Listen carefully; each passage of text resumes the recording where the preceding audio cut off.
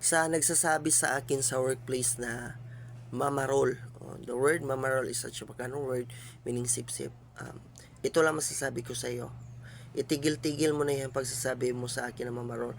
Oo, hindi naman ako napiktuhan doon, pero it really hurts for me because why?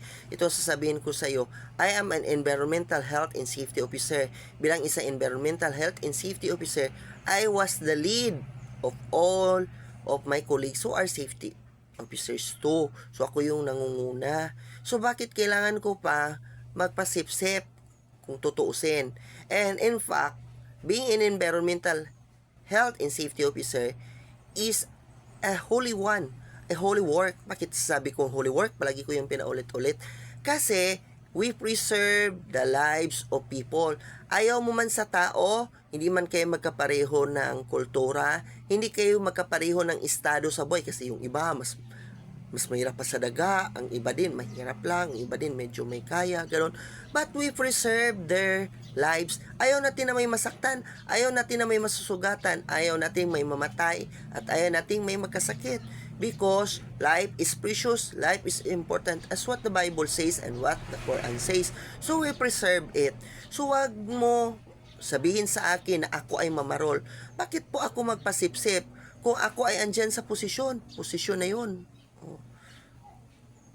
Let's be open-minded on what I had worked with.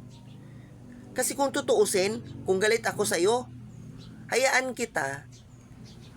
I don't care for you. Total, ikaw lang naman yung mamatay eh. But for me, it's not. Kasi andyan ako sa posisyon.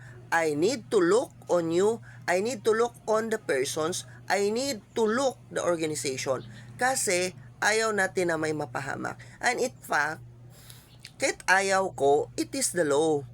Andun yan sa batas eh, that all establishments have safety officers who will oversee the work of the people and to encourage them to live with safety and health. So yun eh. So wala kang magagawa o wala tayong magagawa kahit ako wala akong magagawa to be against with it. Kasi pwedeng mapasarado ang establishment, pwedeng magkaroon ng penalty, and in fact, ayaw yan ng business. So, please, tigil-tigil po yung pagsasabi sa akin na sip-sip po ako. Never po ako nagsisip-sip. Bakit pa ako magsisip-sip? Kung andyan naman ako sa posisyon na I will lead the organization. Tsaka ito, masasabi ko, I never lead the organization for my own to gain money. Kasi sa totoo lang, hindi naman madadagdagan yung sahod ko eh. Minimum lang naman yun. O regular. Yun lang yung sahod ko. If ilang oras yung pinagjujutihan ko, yun lang ang sahod ko.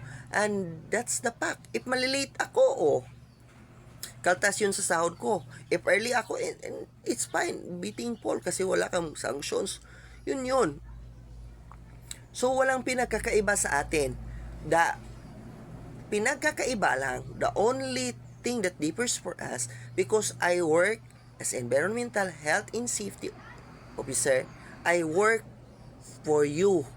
I work with the establishments to protect our workers para hindi magka-penalty and hindi masarado ang planta, and also to protect the dignity and honor of the establishments that I had worked. Kasi kung may mamatay doon, may masasaktan, papangit ang image mo.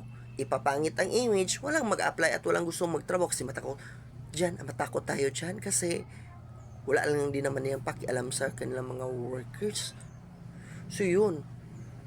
So kung mali ka talaga, sisitahin kita and I will take pictures of it and bring it to the management para makita. Kasi, di ba, may kasabihan tayo, to see is to believe po. Paano lang nasasabihin ko lang sa'yo na ako ganito, ganyan ang ginawa niya without proof? May maniwala ba sa akin? And it is not just the first time that it happened to me. May operation head, nagka-picture sa inyo, they reported it. Ako lang nagpa-follow up. The original environmental health and safety officer of the plant, they take pictures. They capture. Hindi naman yun sinisita para po siraan kayo. Sinisita po kayo, it's because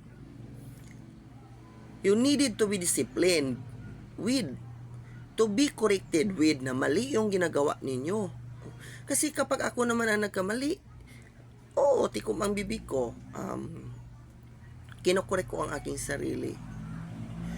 Ito lang masasabi ko, if once marinig ko pa na magsasabi ka ng mama roll or magparinig-rinig ka sa akin, I will make an incident report to you.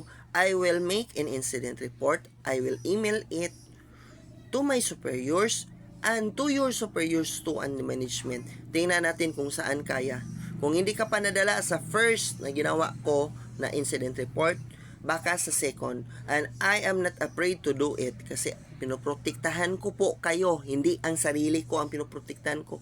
Kayo mga workers ang pinoprotektahan. And I hope you gain that respect from me and you will respect me too. Kasi nirespeto ko po kayo bilang trabahador. Respetuhin yun naman ako bilang tao.